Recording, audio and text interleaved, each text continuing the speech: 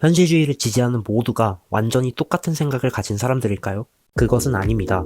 한국 정치만 보더라도 민주당 내에 이재명계, 문재인계가 존재하는 것처럼 현실주의는 고전적 현실주의, 신현실주의, 신고전적 현실주의 세 가지의 분파로 나뉩니다. 서로 생각이 다른 각각의 분파가 항상 똑같은 주장을 할까요? 그럴 리 없겠죠. 우선 이번 영상에서는 현실주의의 세 가지 분파 중 고전적 현실주의가 주장하는 내용에 대해 알아보겠습니다. 고전적 현실주의가 뭘까요? 틀딱 현실주의인가? 고전적 현실주의를 제대로 이해하기 위해선 먼저 현실주의가 왜 생겨났는지에 대한 이해가 필요합니다. 고전적 현실주의는 제2차 세계대전 이후 이상주의에 대한 반작용으로 등장한 이론입니다. 뜬금없이 웬 이상주의? 라는 생각이 드실 수 있는데 그 배경에 대해 요약해서 설명드릴게요. 제1차 세계대전 이후 국제정치라는 학문의 초기 발전 단계에서 이상주의가 등장합니다. 그 당시 정치학은 법학에서 이제 막 분화해서 세상에 나온 지 얼마 안 된 베이비 학문이었는데요. 이때 법학은 인간들이 살기에 가장 이상적인 사회로 발전시키기 위해 법과 제도를 통해 인간을 규제하고자 하는 학문이었기 때문에 국제정치학 초기 발전 단계에서 이상주의가 등장한 것은 어찌 보면 당연한 결과였습니다. 이상주의는 국제법과 국제기구를 통해서 평화를 실현할 수 있다고 본다는 점에서 법학의 이념과 매우 비슷한 모습을 보이면 알 수 있죠.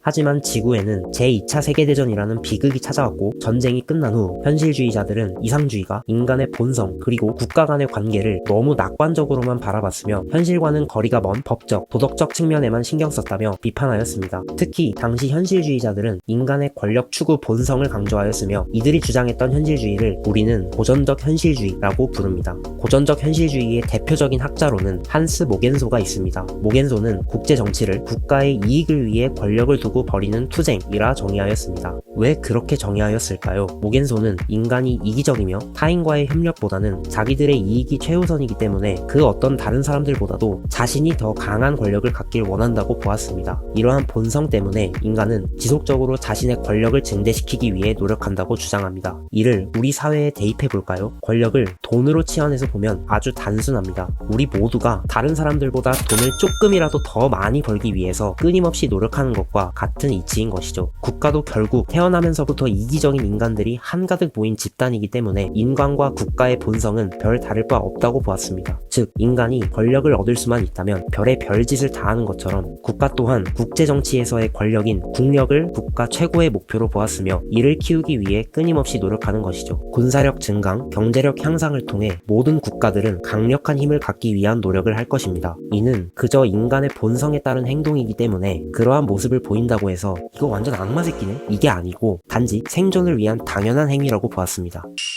그런데 여기서 하나 생각해봐야 할 부분이 있습니다. 만약 우리나라의 적대국이 권력 쟁취를 위해 지속적으로 힘을 키워서 누구도 범접할 수 없는 압도적 힘을 갖게 된다면 우리나라에게 자신들이 이익을 얻는 부분에 대해 강요하거나 심각하게는 전쟁, 폭력을 통해서 합병을 시도할 수도 있습니다. 그렇다면 이를 막기 위해선 어떻게 해야 할까요? 생각보다 간단합니다. 그 어떤 국가도 압도적 힘을 갖지 못하게 하면 됩니다. 다시 말해서 어떤 국가가 힘의 우위를 점하는 상황을 만들지 않으면 됩니다. 이러한 주장을 펼치는 이론이 바로 세력균형입니다. 세력균형이란 말 그대로 힘의 균형이 유지되는 상태를 말합니다. 힘의 균형이 계속된다면 모두가 승리에 대한 확신이 없기 때문에 전쟁을 쉽사리 일으키지 못하게 되며 평화 상태가 지속될 수 있는 것이죠. 고전적 현실주의자들은 국내 정치와 달리 국제 정치는 국가 간의 권력 투쟁에 대한 견제 장치가 없기 때문에 평화를 위해선 세력균형을 유지할 수 있도록 노력을 기울여야 하고 국가들은 자연스럽게 힘의 균형 상태가 지속될 수 있도록 자조의 방식을 택하여 그에 따라 행동해야 할 것이라고 주장하며 세력 균형의 중요성과 이를 실현하기 위한 각 나라들의 자조적 태도를 강조하였습니다.